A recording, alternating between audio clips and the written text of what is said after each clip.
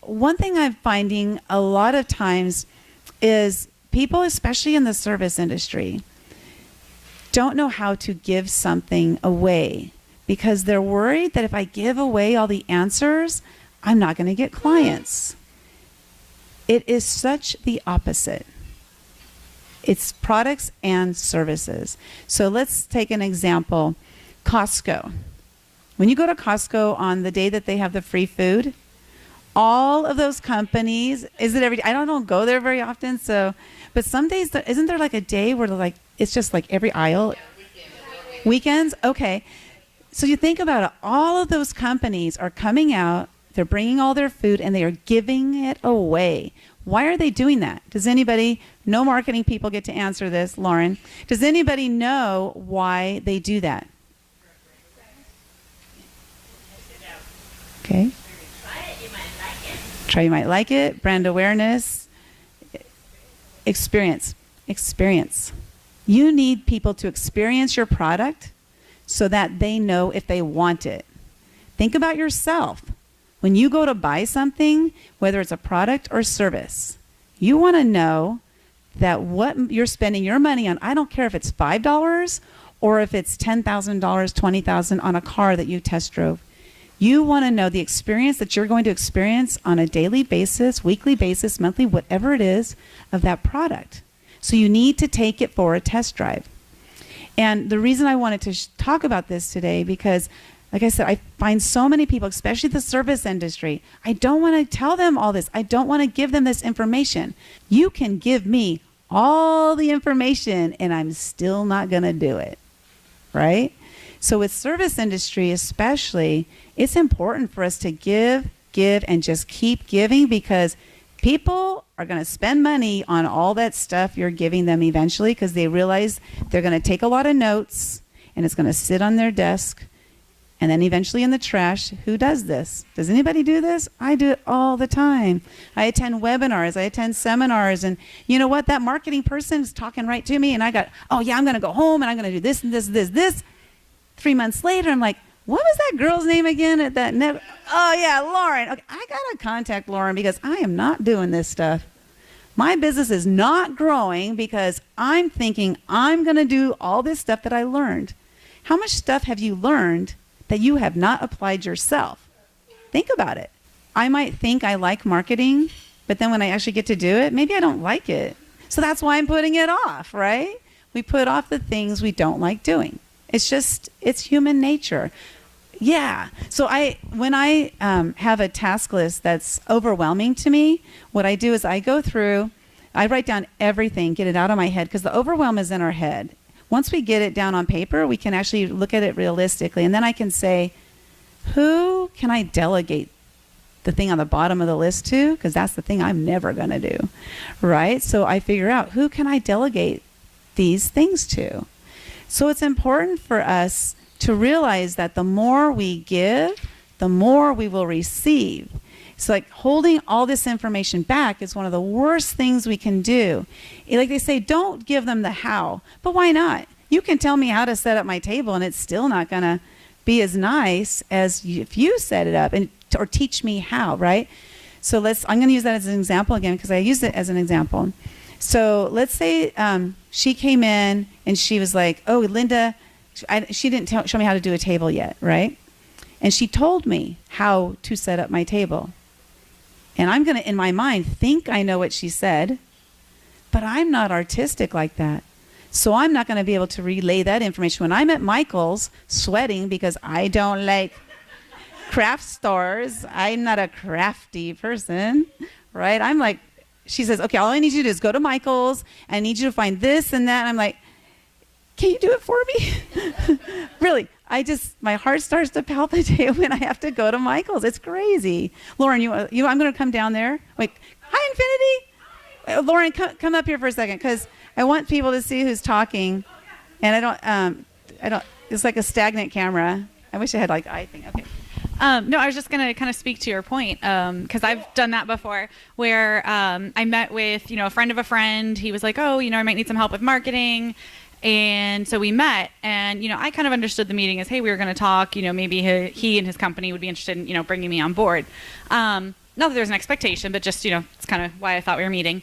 And so we ended up talking, shared a lot of ideas with him. I'm like, hey, you could do this. What if you had, he was trying to break into golf fitness. So they already had like a fitness place, but then he was trying to really target the golf industry and helping people improve their swings and things like that. And so he had, I shared some ideas with him. I said, hey, what if you put on, like, to your point, people want to try it. Yes. So before you have people sign up for these big packages to have you help them, why don't you have like a free class on like a Saturday morning, have people come in, just give them some tips. So, number one, great idea.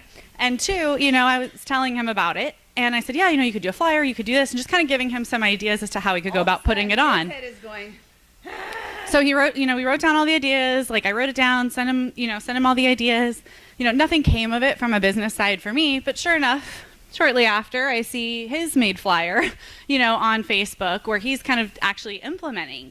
So in a way, it was a compliment because I'm like, wow, he really, took the idea to heart and he's implementing it and he's doing that, free webinar to get people in the door. But to your point, I certainly looked at the flyer and I was like, oh, okay. Just like the Michaels effect. It was a great flyer. He understood the concept, but could I have probably done it a little bit more professionally and maybe spoken more to that target audience that he was looking for? Probably. So yeah, like you were saying, sometimes they can take the idea and run with it, right. But either one, are they getting the results they are looking for? Or two, yeah, it's great he did it, but when you're ready for that next level, like you say, or when it's sitting in the stack, eventually it'll come around. So yeah, I just wanted to kind of give a testimonial to your point, that the whole try it before, and yeah, you can always, sometimes you're gonna need Jessica to do your too. I'll pay you $10 later for that testimonial. Yeah, and the other point about that, I was talking to Kate earlier, and I said, let's say you have 100 people in the room, and you are giving away all this awesome information. They're taking notes. They're going to go home and they're going to take action on it, right? All 100 of them, right? No. 2 to 5% of those people will actually do what this gentleman did and actually create a flyer that might have been a little subpar. You like how I threw that in there with golf? Yeah. So but it was great. He did it. He actually did it. Now I'd be proud of myself. Actually, I created a flyer once, and I had some people look at it and they redid it for me, which was nice because. But I tried it, I tried it, but I realized that this is not the best quality that I want to have represent me and my company.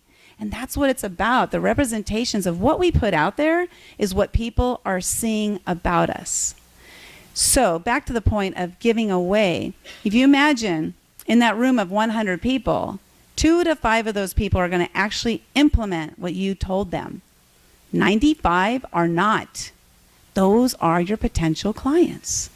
So in here, there's, you do the averages, right? In here, there's an average of possibly 1 or 2 people in here that might actually listen to what I'm saying and do whatever it is. I don't know if I came up with any suggestions except the overwhelm thing, but actually implement it. And the other ones are just going to write notes. They're going to be like, this is cool. I'm going to take it home. I'm going to do something with it, and never will do anything with it. So what's the next step? That's the question, right? Keep giving. Keep giving. Every week. Consistent, consistent, consistent. So I'll share another story. I attended a webinar, and the webinar was like an hour and a half, a long webinar. I took about 50 pages of notes because I was going to implement everything, right? Well, of course, I didn't implement any of it, but I was on his email list because I attended his webinar. Every week, I got an email with another tip of something.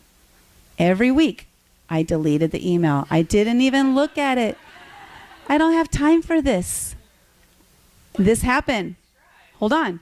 This happened for 3 years. 3 years. Do I know his name? Yes, because I saw it in my email every single week. Did I know what he did? Yes. I attended his free webinar. I got a lot of great information I didn't use. But I know his name. He is a great marketer. He just kept pushing it at me. After 3 years, I finally said, I'm ready now.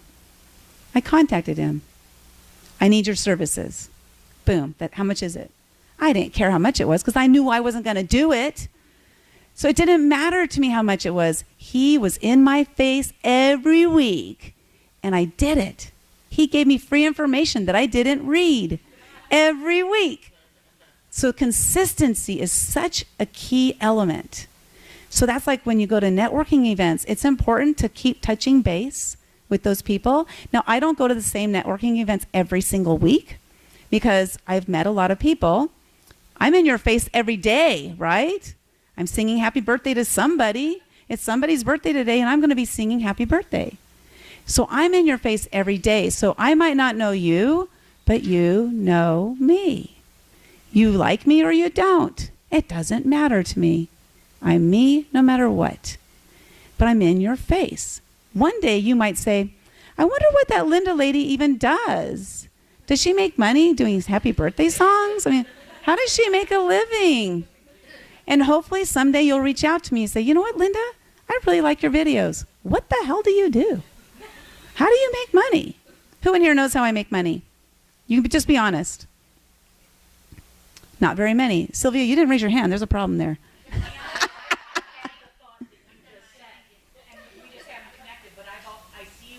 Yeah. On Facebook and all this stuff, and I always Oh, Heidi. what is she really doing? Like, Yeah. I need to know. I feel like I need to know her, but I thought exactly what you're saying. People probably think. And now why do you think you feel like I need to know her? What is it? Here, talk into the microphone. No, obviously if you've got, I mean, to me, the followers you have and your consistency of being out there, and the people that you're connected with and your followers, you obviously have something important to say or information that maybe I don't know yet. Well, I'm going to find out now because I need to know you, or I feel like I do, because you know a lot of people. You know, I'm new here, so I want to know a lot of people. So you just seem like, I don't know, just somebody I need to know. I don't know exactly why, but I feel like I need to know you. I feel like I kind of know her, but I really don't. Well, thank you for that. That's actually, wait, where did the camera go? Hold on. I don't know if I really gave you an answer. But No, but that's the point, is that you don't know why you feel like you need to know me, but there's something, right? So eventually when you're ready, you're going to reach out. You know what? I don't know what it is about you, but I got to figure it out. Because, you know, frankly, I don't know what it is about me either, but that's okay. So I do Tuesdays with Lynda. Every Tuesday, I'm at the University Club. Make it. Oh, plenty of times, but I know but you didn't step up and say hi. What's up with that? it's weird.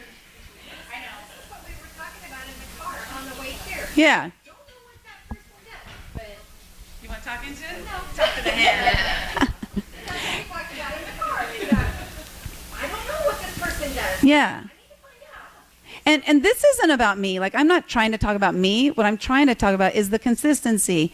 I have not missed, except one day I missed the birthday. I woke up in the morning. I said, oh, man, they're getting a happy belated birthday. But I still did it. And it's that consistency. And people see that I'm very consistent with something. And this is hard. Doing these birthday songs every day, I love it. But I have to remember every day. Sometimes it's 11:50 at night, you know? Sometimes it's at 5 in the morning. It's because I haven't set a schedule, but which is kind of cool because then people, it's just all random, right? But the birthday videos have been a great exercise for me in being consistent and showing people part of my personality. That's like the fun part of my personality that has nothing to do with how I make money. I don't know. I don't think I'm fun right now, but I don't know. No, well, I like to, you know, I like to laugh. I think laughing is a very important part of life, and so I've been told I sometimes turn too many things into, you know, funny, but that's okay. I have a serious side too, as you can see, but it's fun to have people see who you truly are, and that is part of who I am. So it's 12 o'clock, I think. And I want to thank you guys so much for indulging me with just some weird things, you know, and that's what you can expect at this networking meeting.